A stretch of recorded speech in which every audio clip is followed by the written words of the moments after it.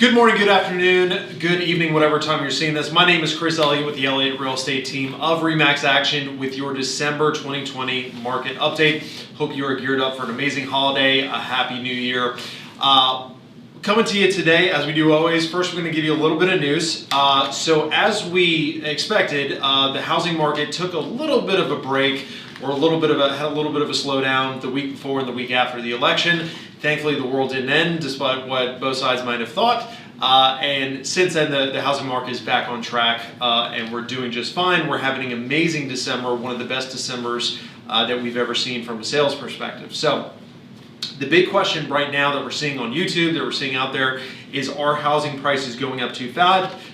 It is a valid question, as we've experienced roughly about 6% appreciation since 2012. Historical appreciation for homes is 2 to 3%. So we've been in very much a bull market the last, let's call it 8 to 9 years.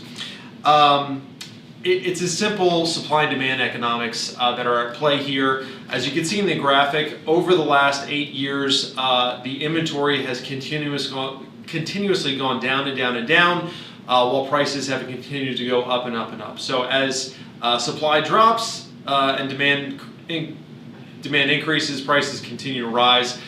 So it's simple economics. And kind of the follow-up question to that is, are we going to run into another housing bubble that we saw in 2007, 8, 9? And it's a valid question. It's a valid concern. I think a lot of people still have kind of PTSD from the housing market crash a few years back. But what you need to understand, there's two major differences between now and the run-up to 2008. We are currently in an undersupply market. So we currently have a shortage of inventory, whereas in 2006, 7, and 8, we had an oversupply of homes. So builders were building way too many homes, and there was just a massive oversupply, and then the economics were just out of whack. Whereas now, prices are being pushed up by the lack of supply, the lack of inventory, which is a more regular economic phenomenon. Also, too, we got to understand and we got to remember that in the run-up to 2008, we had a lot of questionable and loose financing practices. There were a lot of folks getting loans that maybe they were just not in a position to really get those loans. They were getting loans that they shouldn't have. A lot of loans you didn't even necessarily have to document income. And that got us into a lot of trouble, and that caused some of the appreciation that we saw, because people were making offers because it was easy money, and why not? Kind of like what we're seeing with colleges right now. But I digress. So those are the two differences between what we're seeing in the run-up to 2008 and what we're seeing now. Three things that you need to know about the upcoming year 2021 with regards to housing. Home prices will continue to appreciate anywhere between 5 to 7% next year, depending on who you talk to. Zillow is super bullish at 7%. NAR, the Mortgage Bankers Association, Ivy Zelman, they're a little bit closer to 5%.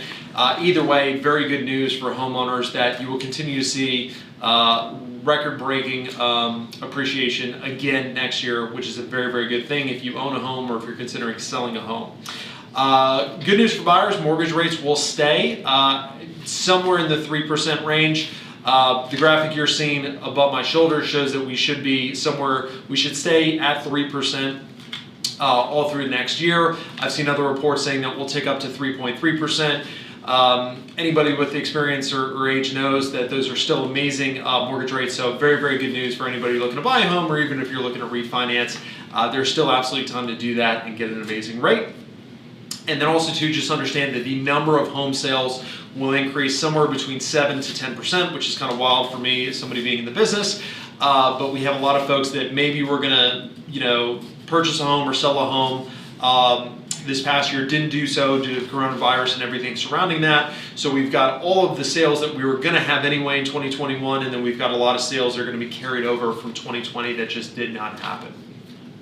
So the real question is, what does this all mean to you? For sellers, I've got 3 points, or we got 3 suggestions. I would not recommend hitting the market in the next 2 weeks. So this is going to come out on the 22nd. We typically, on our team, we typically list homes on Thursdays or Fridays. I would not recommend listing your home going into the Christmas holiday and trying to compete with Santa Claus. I also wouldn't be listing my home and trying to compete with New Year's Eve. Just doesn't make sense. If you're not already on the market, I would absolutely wait to go on the market until that first week of January. Now, my second point is if you're planning on selling in 2021, I wouldn't necessarily recommend waiting to start the process until then. I just wouldn't actively go on the market, starting showing, signing the yard, all of that stuff until the first week of January. But if you are thinking about a 2021 move, we absolutely recommend starting that. Let's have the conversation now, especially going into the holidays when you probably have some downtime. You have the time to take care of some things around the home. You have time to have conversations with your spouse or loved ones that maybe you don't have during the regular hustle and bustle of the year. We love starting the process now. That way we can kind of put together a game plan for somebody to hit the market in January or even later if that works best for you. And then also I would recommend throwing out your traditional idea of what the selling season is. So in most normal years in our Richmond metro market, we see the selling season really be between about February and the end of August. As 2020 has been a weird year all around, real estate is no exception. We have not really seen the market slow down one bit. We are continuing to sell homes all the way through December, and all of the projections we're seeing show that we should start out pretty hot in the month of January. Don't think that you necessarily have to wait until April or the spring or once the kids get out of school or all that stuff. It's just not going to be the case next year based on the data that we're seeing.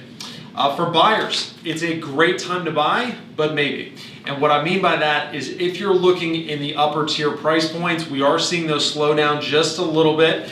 Those are folks that maybe don't necessarily need to buy those homes, they just want to buy those homes. So anybody that's on the market right now, those price points are a little bit slower, and if they're on the market, they're maybe probably not trying to time the market as well.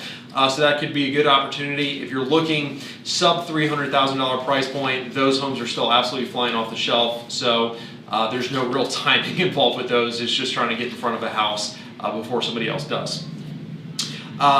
Same point as we did for sellers. If you're thinking about making a move, you're thinking about buying a home in 2021, we absolutely recommend starting that conversation now.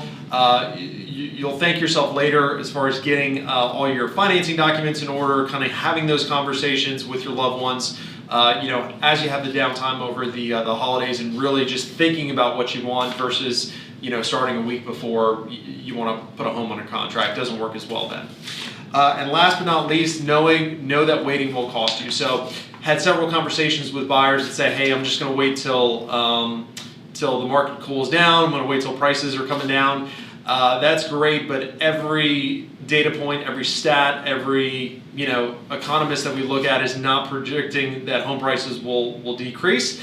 What they are projecting that will go up is mortgage rates. So even if prices stay the same, which they won't, if the mortgage rates tick up, just realize that your financing of that home you're thinking about buying is going to cost you that much more, and more than likely homes or home prices will continue to rise as well, meaning that not only are you going to pay more for the house, but it's going to cost you more to finance it. So if you can get a property under contract, I would absolutely recommend jumping on it and doing it sooner rather than later. So that was your market update. Thank you guys for tuning in. If you have any specific questions, contact me direct. I hope you have a very Merry Christmas if you celebrate, a very Happy New Year.